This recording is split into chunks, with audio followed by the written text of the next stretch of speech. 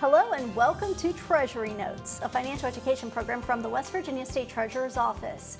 I'm your host, Gina Joins. The State Treasurer's Office serves as the bank of state government. With that, State Treasurer Riley Moore and his staff also manage multiple programs designed to help West Virginians save and invest for a more financially secure future. Today we want to focus on two of those personal savings programs, WVABLE and Jumpstart Savings. WVABLE is a program that helps empower people with disabilities to save and invest for current and future needs. It's a specialized program that has transformed the way people think about saving for the future. Jumpstart Savings is a new program in West Virginia and the first of its kind in the nation. It helps West Virginians save money for expenses associated with a career in a skilled trade or a vocation. Today, we're going to learn more about those programs.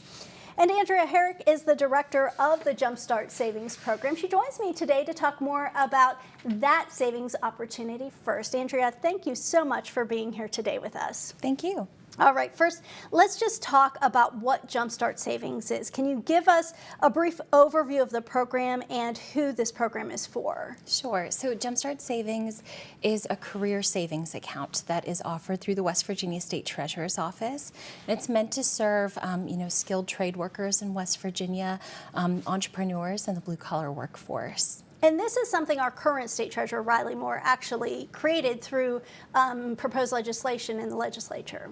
Yes, so drawing upon his background as a welder, Treasurer Moore, championed the Jumpstart Savings program to serve folks who have a lot of career expenses as they're getting started. All right, can you give us a few examples of the types of trade professionals who could benefit from Jumpstart Savings? Yeah, so anyone who works with their hands and needs to earn some sort of license or certification through a career training program.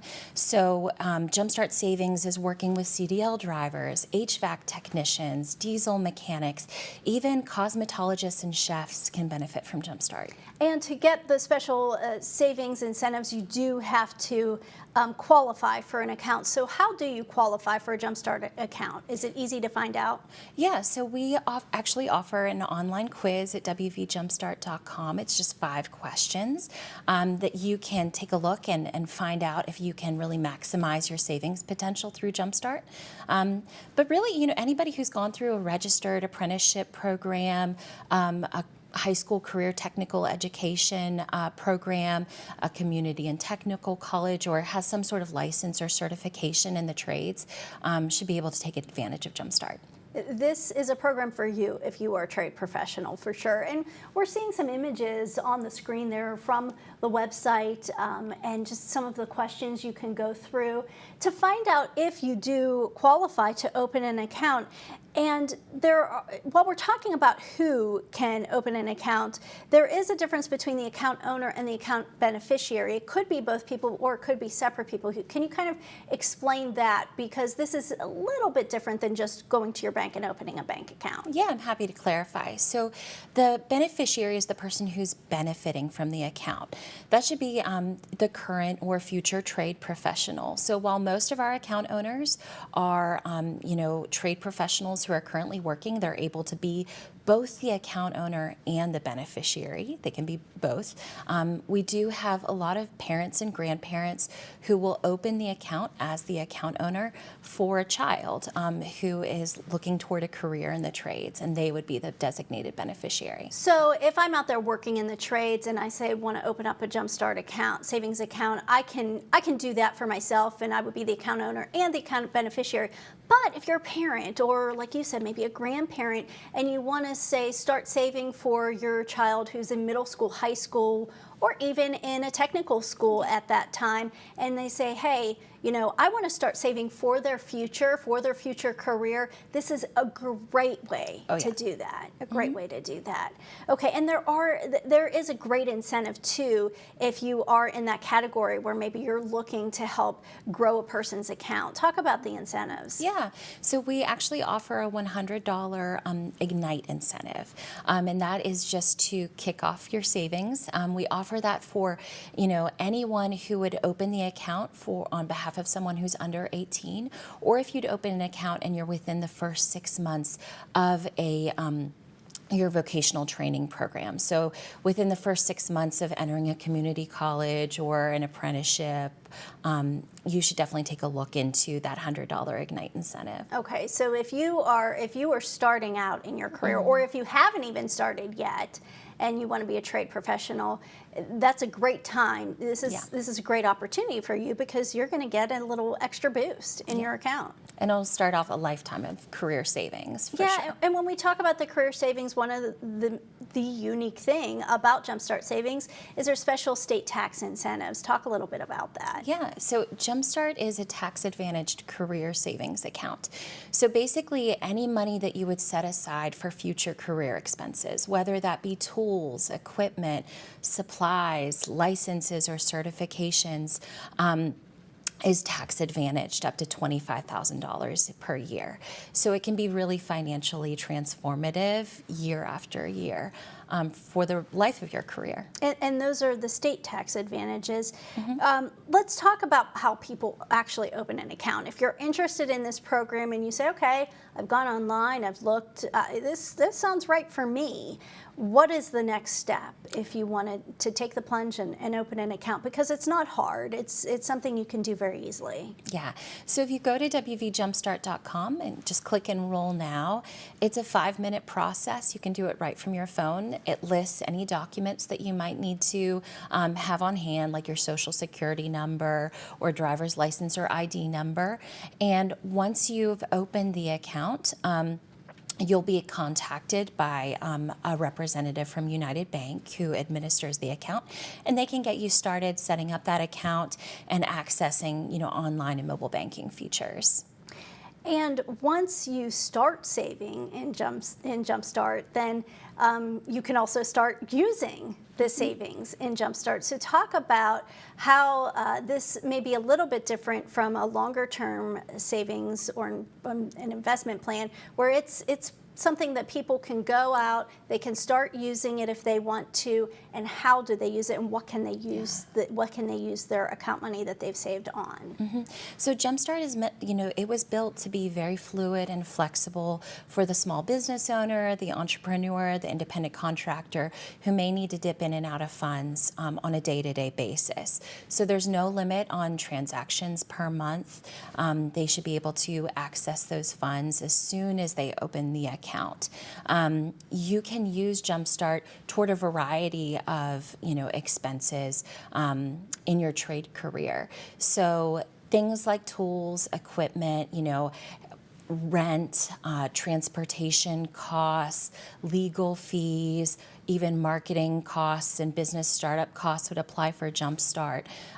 So a lot of people will use it to save up for a work truck, or if you're a welder, you might use it to save up for a plasma cutter, So it really can be, used on a day-to-day basis to benefit you no matter what your trade career or your needs are. Yeah, and this is a partnership that is done through United Bank, so they have some great, there are some banking features where you can go right online to do this, right? Yes, so it's meant to be, like I said, very friendly to the small business owner who needs to have instantaneous access to funds.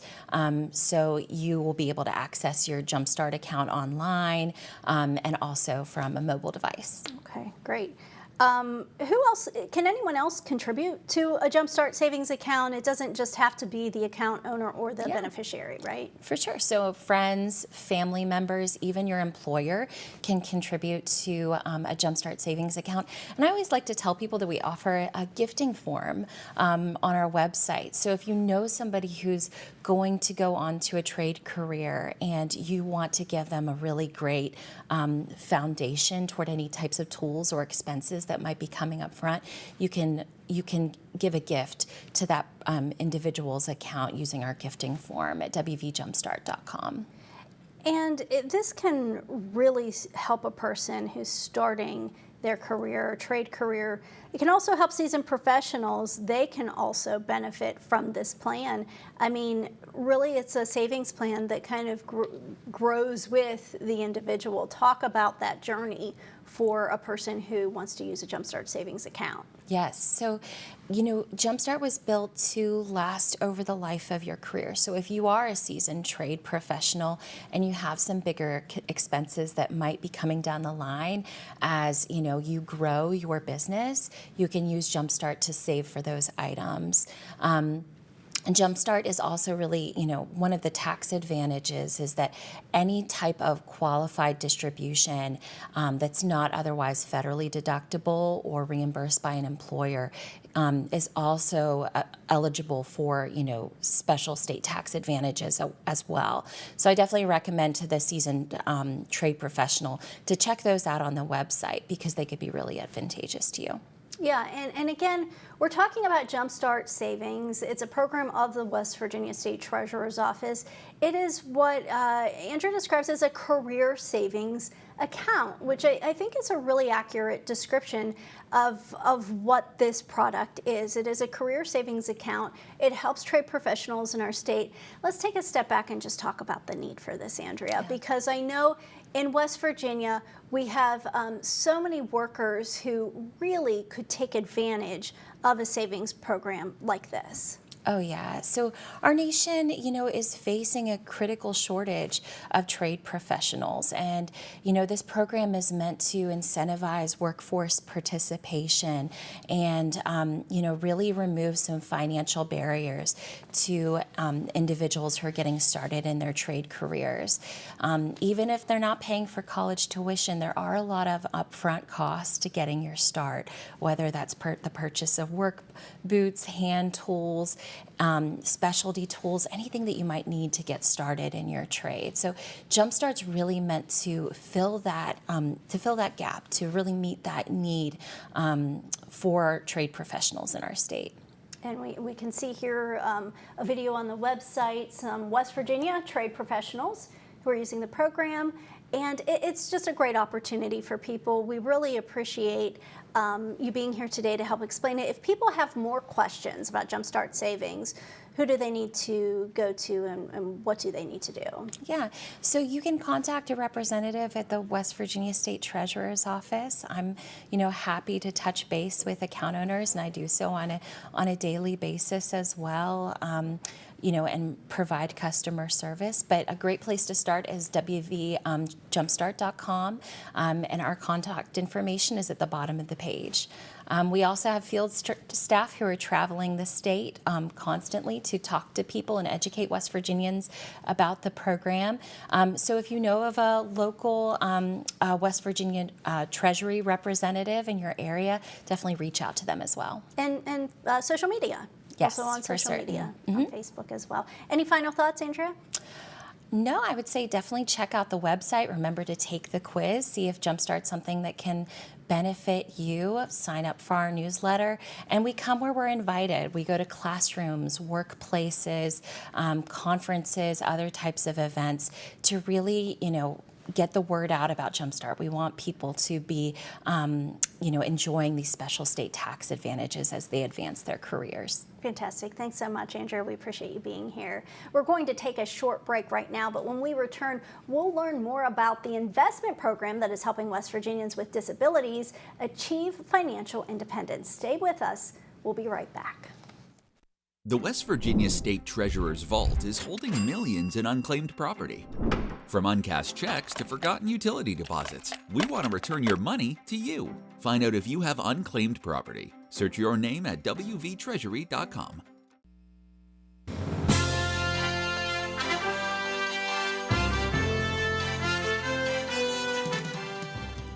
Welcome back to Treasury Notes. I'm your host, Gina Joins. In the last 10 years, the financial opportunities for people with disabilities have changed. Thanks to new federal and state laws, many people with disabilities can now save and invest without losing eligibility for public benefits like SSI or Medicaid. For West Virginians, WVABLE provides a way to control their finances and improve their lives. Joining me now to talk more about this life-changing plan is WVABLE Director Roxanne Clay. Roxanne, thanks so much for joining us today. Thank you. And WVABLE, it is an investment program offered by the West Virginia State Treasurer's Office. So tell us a little bit about the origin of this program, how it started and what it's about. Sure. So back in 2014, there was federal legislation called the ABLE Act, that stands for Achieving a Better Life Experience, that passed by Congress. And what it did was it created tax-free savings and investment accounts that were designed specifically for individuals with disabilities, allowing them to finally save and invest without risking their eligibility for public benefit programs such as SSI, Supplemental Security Income, Medicaid, SNAP, and HUD. And so what that legislation also did was it allowed states to develop their own programs. And so WVABLE is made possible by the federal ABLE Act. So there are other states that have their own ABLE programs, That's but right. WVABLE is specific to West Virginia, right? That's right. There's 47 states currently that have an ABLE plan, and our program launched in February of 2018, so we're still fairly young. We are a sister program to the Smart 529 Education Savings Program, also in the tax code, a new section 529A. And what kind of a response have you seen since this program launched about 6 years ago? So we are progressively growing. When we're looking at West Virginia, ABLE, you're looking at about 47,000 ABLE eligible individuals, okay? Mm-hmm. We got currently about 816 account holders, okay? So you're looking at roughly 2% of ABLE eligible individuals in West Virginia have an account, and that's very consistent with the national landscape too. However, right now we're looking at 7.25 million assets under management that have been saved by these over 800 WVABLE account owners. And when you put that into perspective, that means the average account balance is right at $8,900, which is over 4 times the amount that they were allowed to save before the ABLE Act was passed. And I'll mention this real quick because a lot of people don't realize that for folks that do receive those public benefits, they are not allowed to have more than $2,000 in assets. Otherwise, they lose that eligibility. And that's a big reason why ABLE came about nationally, right? Because there were a lot of people who were being urged to spend down their money just so they could continue with their public benefits, which was not a sustainable, it's not a sustainable lifestyle. No, and that's exactly the core about why the ABLE Act was passed, okay? I'll mention a milestone for WVABLE. For fiscal year 24, we saw an increase of 1.94 million assets under management, okay? And what that equates to is 164,000 on average per month, 162,000 per month that was saved by our West Virginia ABLE account owners and not spent down and not wasted in order to stay below that $2,000 asset limit. And earlier we were talking to Andrea about the Jumpstart Savings program. One of the parallels from that program to the ABLE program is that there's no real age limit on this program, right? It can work with the individual as they grow. Some parents open up WVABLE accounts for their children to start saving at a young age, and others can open it at a later age, but there are some eligibility requirements with that age limit, right? That's right. And so I'm glad you brought up, there is a misconception, and I'll start as far as the eligibility. You do have to be a West Virginia resident, and the onset of your disability currently would have had to have occurred prior to the age of 26. When we say the onset, it doesn't mean the diagnosis. It could be the onset of the symptoms. Okay. And then you do have to be entitled or eligible to receive SSI or SSDI due to the disability or blindness, okay? But you can enroll at any age. The parents can enroll when that child is young. We actually encourage parents to plan ahead and start saving when that child is young and allow those funds to build. You can enroll as an 80-year-old, as long as the onset of the disability occurred before the age of 26. Then they can enroll in ABLE. But you don't have to be receiving those public benefits, though. Right. Okay, fantastic. And there's there's a lot going on with that age because that's changing eventually, right? Yes. So talk a little bit about that. Yeah, this is really exciting too. So Treasurer Riley Moore worked with our congressional delegation here in West Virginia to encourage that they support, it was federal legislation called the Able Age Adjustment Act. Okay, it was proposed every year since the 2014 ABLE Act passed. It finally passed in 2020, and it will go into effect January 1 of 2026.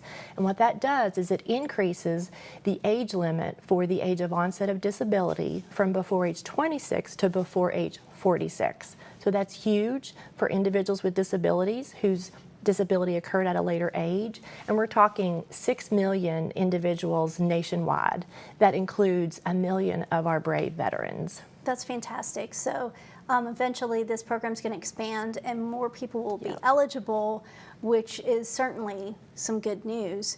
Talking just a little bit about West Virginia's ABLE program, there's a great partnership with Ohio's STABLE program, and that's how this program functions now as part of a partnership where other states are involved as well, and all of those states are pooling together to use resources, correct? That's right. So Ohio was actually the first state in the nation to establish their ABLE program back in 2016, and they named it Stable Account Program.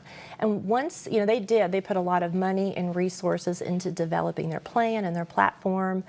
Once it was established, they opened it up and allowed other states to partner with them. So that's what West Virginia did, and we saved a lot of money by doing that. Currently, there are 12 states total that make up the Stable Account Plan, so they are one of the most widely used ABLE programs nationwide. And so we feel really fortunate to be part of Stable. They continue to grow their numbers, and there's features within the Stable Account platform that they're always increasing to make things more efficient as it relates to enrollment, how the accounts work and using the accounts. And a perfect example of that is that by September, they are planning for a mobile app for Stable Account users to be able to utilize their and make transactions in their account more easily too. So that's exciting. That is exciting. A lot going on with this. And one of the misconceptions I wanted to point out is that people must be receiving public assistance to qualify for an account, but that's not necessarily true. No, so there is an eligibility quiz on the website, right? That's right. So there's an eligibility quiz on the website. It takes folks through a series of yes or no questions. It'll let folks know, if they're eligible to enroll. But I always like to say to go to the website where you see the eligibility tab and read through the criteria there that goes into more detail, because sometimes they run into roadblocks and they think they're not eligible. But know this, you do not have to be receiving public benefits to be eligible. And I'll give you a really good example of that. We have families that have a child with a disability, and they make too much money, so they exceed the income limit for receiving SSI benefits for their child. But they can go ahead and establish this account while that child is young and be saving and allowing those funds to build. Now, when that child turns 18, a lot of times they're going to apply for SSI benefits. And Social Security is going to look at that 18-year-old's assets and income. They can have $100,000 in their ABLE account, and Social Security is going to disregard that amount. That's okay. It's huge. Yeah, that is huge. Okay, so what you put money in an account. So now let's talk about taking money out of an account. What can you use this money for? Because there are some stipulations, but it's pretty broad. It is, and I'm glad you brought it up because that's another misconception. People are fearful. Well, what can I use my money for? Is it just medical expenses? So it's so much broader than that. The legislation defines the funds in an ABLE account can be used for what's called qualified disability expenses.